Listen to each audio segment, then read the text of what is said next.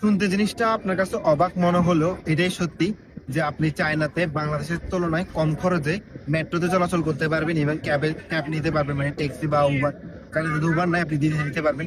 যেমন আমি বর্তমানে আছি নানজিং এয়ারপোর্টে। আমার ইউনিভার্সিটি থেকে এয়ারপোর্টটা প্রায় 68 কিলোমিটার, যেখানে আমার মেট্রোতে আসতে সময় লাগছে 1.5 ঘন্টা এবং মাত্র 10 ইবান, যেটা বাংলার টাকায় 180 টাকায় আমি, হ্যাঁ আপনি ঠিকই শুনেছেন, মাত্র 180 টাকায় আমি 68 কিলোমিটার এসেছি। তাও চায়নার মতো হাইলি ইনফ্রাস্ট্রাকচার একটা কান্ট্রিতে মেট্রো দিয়ে, যেহেতু ইভেন এটা যদি আমি বাংলাদেশের তুলনায় কল্পনা করি, বাংলাদেশে বর্তমানে মেট্রো হলো যে 20 থেকে 22 কিলোমিটার, যেটা 100 টাকা চার্জ করে। ইভেন যদি এই মেট্রো লেন্থটা যদি আমি বাংলাদেশে কল্পনা করি যেটা চায়নার তুলনায়, তাহলে হইতে পারে এটা 68 কিলোমিটার, বাংলাদেশে 300 থেকে 350 টাকা।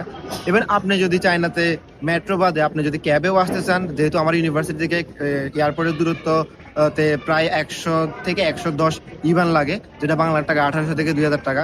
তো 68 কিলোমিটার যদি বাংলাদেশে আপনি যদি উবারে যেতে চান, তাহলে আই থিঙ্ক মোর দেন 2000 বা 3000 টাকার কাছাকাছি হইতে পারে।